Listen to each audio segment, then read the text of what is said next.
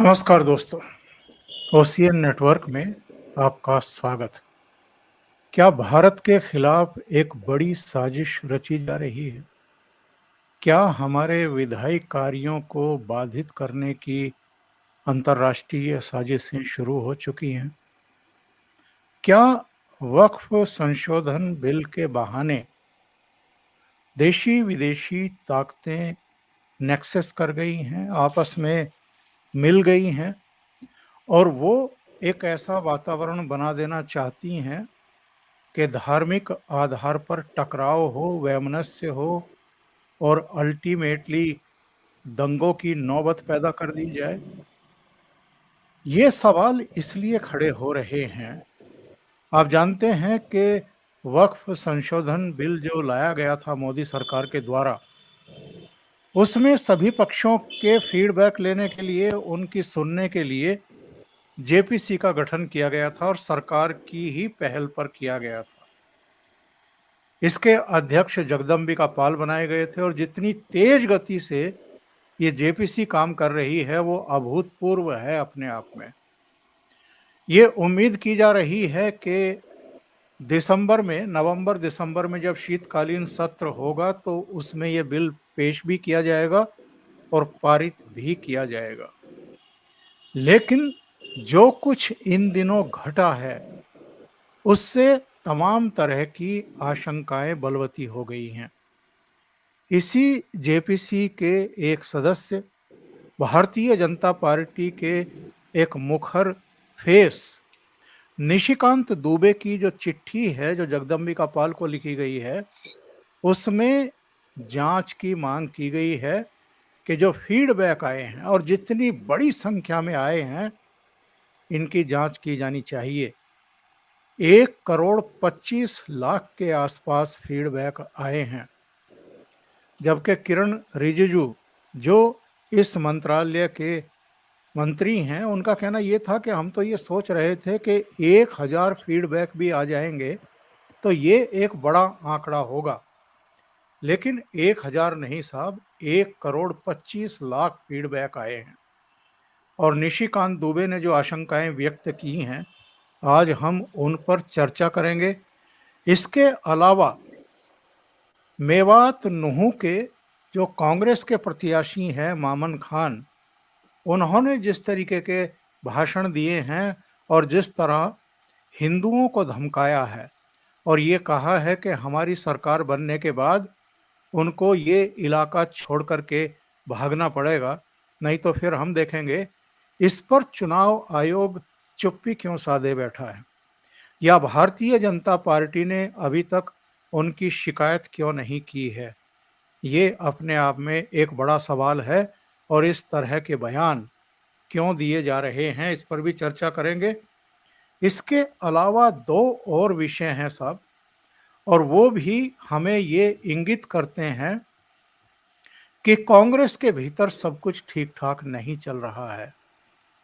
यानी योगी आदित्यनाथ ने जो स्टेप लिए हैं और जिस तरीके से फिर से हिंदुओं को एकजुट किया है, हिंदुओं के हितों की चिंता की है, उसका असर अब हमें कांग्रेस शासित प्रदेशों में भी साफ-साफ दिखाई देने लगा है।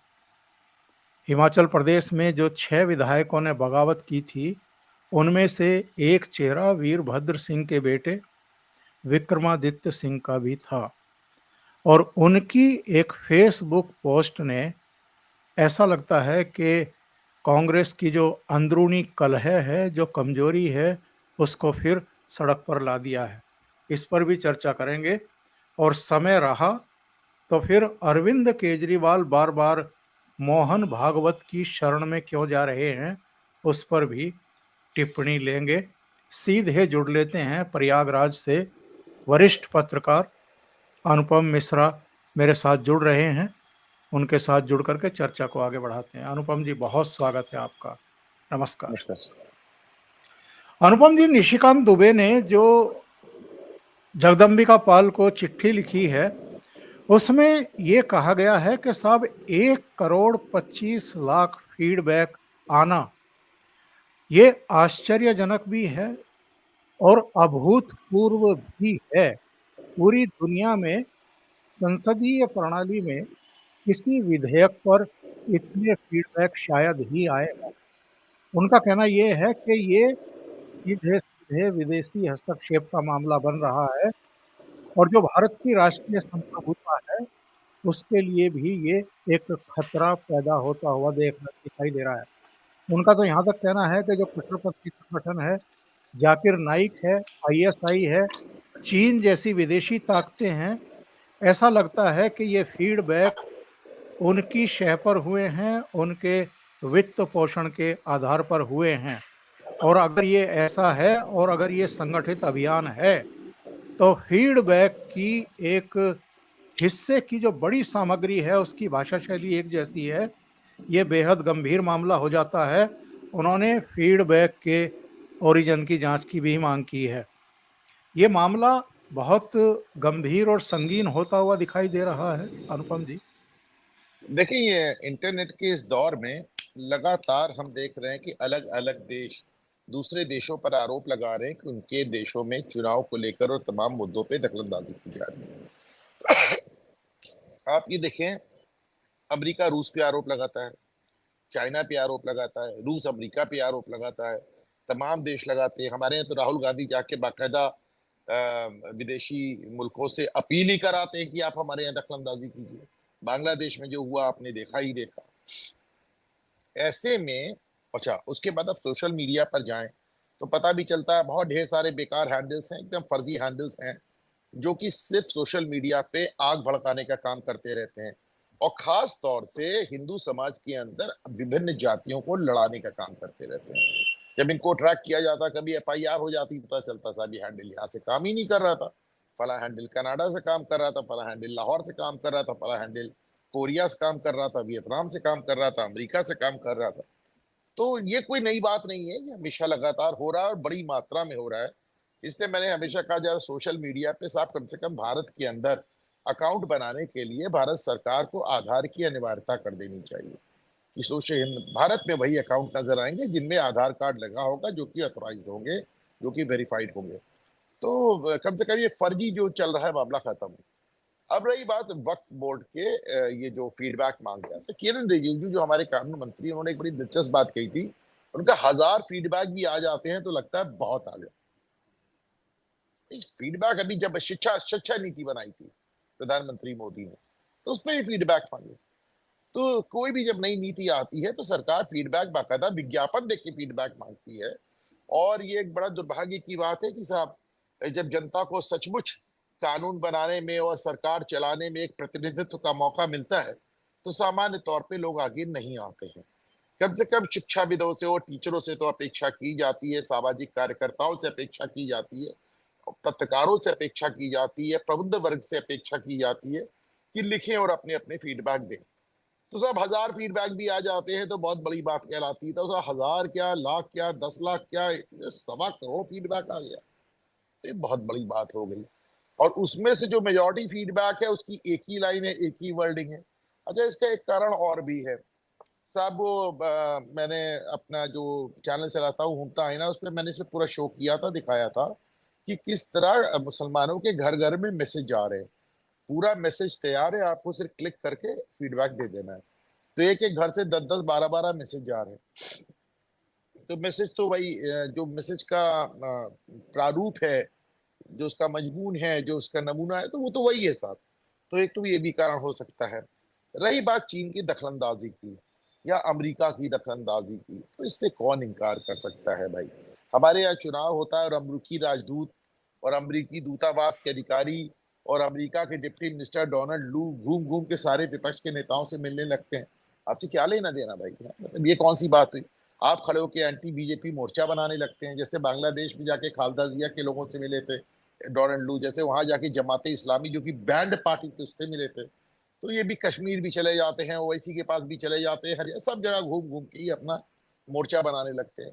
और खुले आप कर रहे हैं, कोई लुका छुपी नहीं है, बल्कि जिसके पास जाते हैं वो आदमी का फोटो पोस्ट करता है, ट्वीट करता है। तो अब जब चुनाव तक में दखलंदाजी दे रहे, हर चीज में दखलंदाजी दे रहे, C AA का हमारे यहाँ मूवमेंट हो रहा था, एंटी C AA, हर चीज पे बताइए, अमरीकी सेनेट पे कमेंट होता है, ये सही है, ये गलत है। अरे यार, तुम कौन हो, तुम काम का, तुमसे सर्टिफिकेट मांगा है? हाँ, तो ये तो पहली बार ऐसा हुआ है, पहली बार।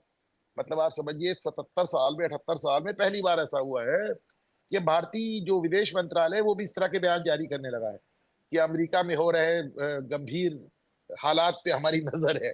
और तो जो बयान हमेशा उधर से इधर आते थे, अब ये बयान इधर से उधर भी जा रहे हैं। लेकिन उनकी आदत है, वो छेड़छाड़ मानेंगे नहीं।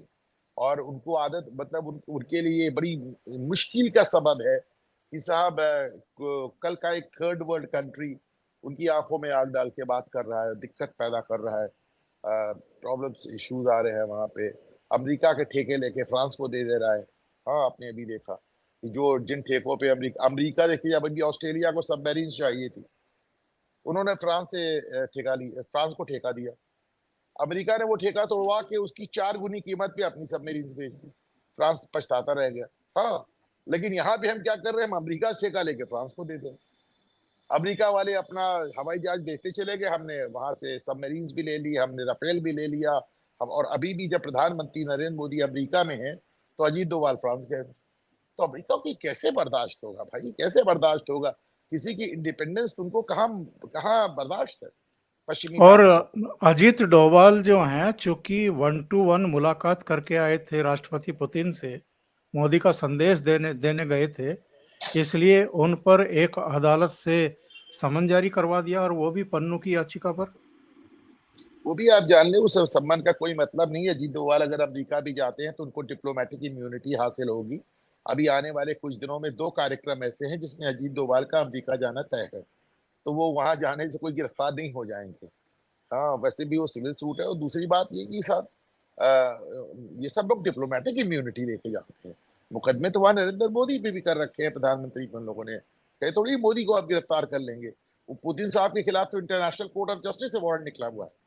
वो धड़ल्ले से घूम रहे हैं कि नहीं घूम रहे हैं? ऐसा थोड़ी ना होता है कि आप किसी के राष्ट्राध्यक्ष को और किसी डिप्लोमेटिक इम्यूनिटी प्राप्त व्यक्ति को गिरफ्तार कर लेंगे। ऐसा नहीं है। लेकिन अभी अजीत डोभाल जिस समय हमारे प्रधानमंत्री अमेरिका में जो बाइडेन के एडमिनिस्ट्रेशन के बीच में खड़े हैं, हमारे हमारे ये जो डोभाल साहब हैं, वो फ्रांस में बैठ के अमेरिका के मुंह पे तमाचा मार रहे हैं। जो ठेके तुमको मिलने चाहिए तो वो ठेके फ्रांस को दे रहे हैं। मैं आपको बताने की कोशिश कर रहा हूँ सिर्फ कि एक कारण नहीं होता है, और ढेर सारे कारण होते हैं। तो एक तरफ जहां अमेरिका ये चाहता है कि साहब वो चीन के मुकाबले भारत को खड़ा कर दे, दूसरी तरफ ये भी चाहता है कि इतना ना खड़ा कर दे कि साहब हम हमसे लंबा हो जाए भारत। तो ऐसे सब चलता रहता है। चाइना भी चाहता है कि वो भारत के खिलाफ, अमेरिका के खिलाफ भारत का इस्तेमाल कर ले, लेकिन वो ये भी चाहता है भारत उससे दब के रहे और अरुणाचल प्रदेश उसको दे दे। तो सबकी अपनी देखिए, एक पुराना मुहावरा है साहब कि शतरंज अंतरराष्ट्रीय राज। शतरंज की चालें चली जा रही हैं, लेकिन शतरंज में तो 2 गोल्ड मेडल हमने ही जीते हैं अभी अभी। दो नहीं, हमारे 10 बच्चे जीत के आए। 10 बच्चे जीत के आए। दो तो एक परिवार से हैं, भाई बहन। बहरहाल देखिए, एक पुराना एडाज है कि there are no permanent friends और enemies in international politics, only permanent interest. यानी अंतरराष्ट्रीय राजनीति में परमानेंट ना दोस्त होता है ना दुश्मन होता है। अगर कुछ परमानेंट होता है तो हमारे हित होते हैं, एक देश के हित। वो हित जो नेहरू से लेकर राहुल गांधी तक हमेशा चाइना के हाथों में गिरवी रहती है, दूसरे देशों के हाथ में गिरवी रहती है। तो साहब, अगर ऐसे में चाइना हमारे देश में दखलंदाजी कर रहा है, और निशिकांत दुबे देखिए एक पुराने सांसद है, वरिष्ठ सांसद है, ऊट पटांग बयानों के लिए नहीं जाने जाते निशिकांत दुबे। निशिकांत दुबे को, बल्कि तो यहाँ एक बहुत बड़ी बात चलती है कि निशिकांत दुबे अभी तक मंत्री क्यों नहीं हुए। ये भी अपने आप में बड़ा ही एक अजीबोगरीब बात है, क्योंकि पढ़े लिखे आदमी हैं, बड़ी संयत, बड़ी गंभीर बात करते हैं। और आज कभी आज तक ऐसा नहीं हुआ कि भारतीय जनता पार्टी को निशिकांत दुबे के बयानों से दूरी बनानी पड़ी हो। उन्होंने कोई ऐसी बात कह दी हो जिसके लिए भाजपा को ये कहना पड़ा हो, ये उनकी निजी राय, हमसे मतलब नहीं है। बड़ा नपा तुला बयान देते हैं। और ऐसे में अगर निशिकांत दुबे, हमारे एक सांसद, ये मामला उठा रहे हैं, तो ये गंभीर मामला है सर मेरी समझ में। और ये कहना कि निशिकांत दुबे के उठाने पर ही भारत सरकार सतर्क होगी, मैं नहीं मानता। हमारी एजेंसियां पहले भी सतर्क रही हैं। डोनाल्ड लू जब तमिलनाडु का दौरा करते हैं तो पूरी आईबी और रॉ सब एकदम खड़कन तो जाती है और भाग दौड़ करने लगती है। ऐसा नहीं है, नजर होगी, बिल्कुल नजर होगी। लेकिन एक बात वही है कि साहब, सोशल मीडिया और इंटरनेट की एज पे एक लिमिट के आगे आप रोक-टोक लगा नहीं सकते। इसका मैं एक सीधा-सा एग्ज़ाम्पल दे रहा हूँ कि अभी पिछले साल 2023 में भारत सरकार ने एक मैकेनिज़्म, एक अथॉरिटी बनाने की कोशिश की कि सोशल मीडिया पे फर्जी मैसेजेस को और फेक रिपोर्ट, फेक न्यूज़ को रोका जा सके। बम्बई हाई कोर्ट ने इसे खारिज कर दिया अभी पिछले केवल फैक्ट चेक करने के लिए। केवल फैक्ट चेक करने के लिए उसको खारिज कर दिया और ये कहा, मैं तो ऑर्डर पढ़ रहा था साहब, मैं तो ऑर्डर पढ़ रहा था। 2-1 से। एक है मतलब ये एक विभाजित जजमेंट है। 2 जजों ने खारिज कर दिया, 1 ने अपहोल्ड किया। तो उन्होंने ये तक कहा कि सरकार का हक नहीं है कि वो लोगों को गलत जानकारी प्राप्त करने से रोक सके। फिर सुन लें, सरकार को इख्तियार नहीं है, सरकार को हक नहीं है, सरकार का अधिकार नहीं है कि लोगों को गलत जानकारी पाने से रोक सके। अब बताएं ओमकार जी, आप बताएं, आप वरिष्ठ। नहीं, सीधी सी बात है, ये अदालतें जो हैं सरकार को प्रवोक कर रही है कि वो कानून सख्त करे। बड़ी सीधी सी बात है। अगर आप फैक्ट भी चेक नहीं करने देंगे सरकार को, तो निगमन करना तो जरूरी है हर चीज का, और निगमन नहीं हो रहा है तो ओटीटी पे आप देख लीजिए क्या परोसा जा रहा है। ये अपने आप में एक अलग बहस का विषय है, कभी फिर शो करेंगे इस पर। लेकिन आगे बढ़ते हैं। ये जो निशिकांत दुबे का पत्र है, इसके आगे एक और चिंता का विषय है साहब।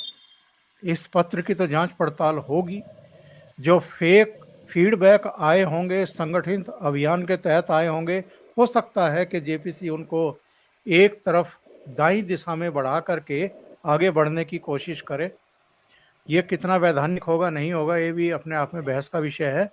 लेकिन ये जो नूह दंगों में जेल गया था कांग्रेस का प्रत्याशी, मुस्लिम विधायक, वो जो हिंदुओं को सरेआम धमका रहा है, मामन खान, इसका इलाज क्यों नहीं हो रहा है साहब? चुनाव आयोग क्यों चुप्पी साधे बैठा है? और भारतीय जनता पार्टी को तो इस पर अब तक जो है प्रेस कॉन्फ्रेंस करके एक तरीके से माहौल बना देना चाहिए था वहां पूरे हरियाणा में। हरियाणा के मुख्यमंत्री का बयान आया है साहब इसमें, और जितना उन्होंने भी बड़े चेतावनी के लहजे में कहा है कि मामन सिंह को इस तरह के बयान देने से पहले 2 बार सोचना चाहिए, वरना ये बयान उन पर भारी पड़ सकता है। अगर कल हरियाणा में भाजपा सरकार लौट आई तो मामन सिंह को इसको झेलना पड़ेगा। आप मामन मान खान लीजिए, जी। मामन खान को ये झेलना पड़ेगा। लेकिन अभी तक जो हालात है उसमें भाजपा सरकार मुझे बहुत मजबूती से लौटती नजर नहीं आ रही है। मामन खान को भी शायद इसी बात का गुरूर है, आइडिया है। और वो बयान नहीं है, वो चेतावनी है सीधे सीधे। वो एक तरह से नोटिस है, वो तो कह रहे हैं कि हम आपको मेवात से और हरियाणा से निकाल कर दम लेंगे हिंदुओं। धमकी दे रहे हैं, सीधे सीधे हाँ, धमकी है। हाँ, नहीं, नहीं, वो मामन खान ये बात कह रहे हैं, इसमें कौन नई बात कह रहे हैं ओंकार जी। बड़ी बात ये है कि इतना सुनने के बाद हिंदू जाके उनको वोट डाल के आता है या डेर डाल के आएगा, ये बड़ी बात है, ये सोचनी है। और चलिए साहब, आखिर में एक और विषय पर चर्चा कर लेते हैं। ये अरविंद केजरीवाल आजकल मोहन भागवत की शरण में बार बार जा रहे हैं। जंतर मंतर पर भी कह रहे थे उनसे कि साहब मोदी जी 75 साल के हो जाएंगे, वो रिटायर क्यों नहीं हो रहे। मतलब अभी तो 75 साल के नहीं हुए, 74 साल के ही हुए अभी 17 सितंबर को। लेकिन अरविंद केजरीवाल को अभी से 75 साल के बाद की चिंता हो रही है। तो कह रहे थे कि आडवाणी जी को रिटायर कर दिया, जोशी जी को रिटायर कर दिया, कलराज मिश्र को कर दिया, मोदी जी को क्यों नहीं किया जा रहा है।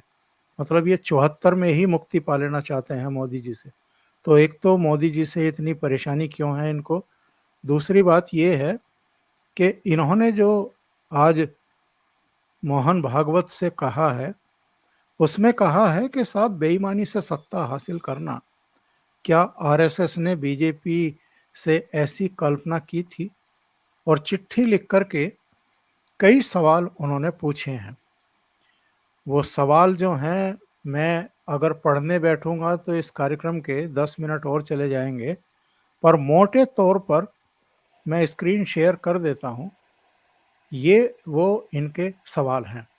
देश भर में तरह तरह के लालच देकर या ईडी सीबीआई की धमकी देकर दूसरी पार्टी के नेताओं को तोड़ा जा रहा है, उनकी पार्टियों को तोड़ा जा रहा है, दूसरी पार्टी की सरकारों को गिराया जा रहा है।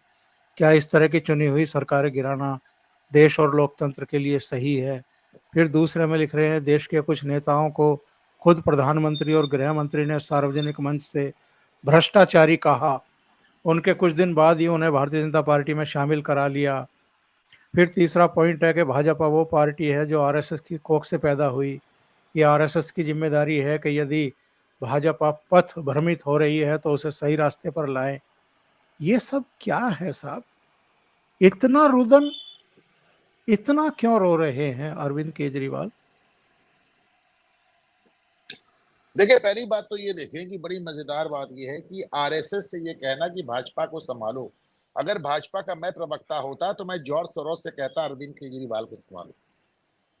मतलब ये तो वही मतलब आप देखें।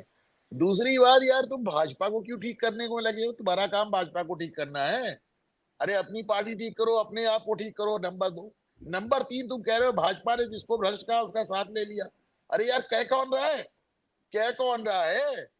इस देश में एक भी नेता ऐसा नहीं बचा जिसको अरविंद केजरीवाल ने जेल में बंद करने की धमकी ना दी हो, और एक भी ऐसा नेता नहीं बचा जिसके पैरों पे अरविंद केजरीवाल लोटे ना हो। मतलब कौन कह रहा है ये तमाम?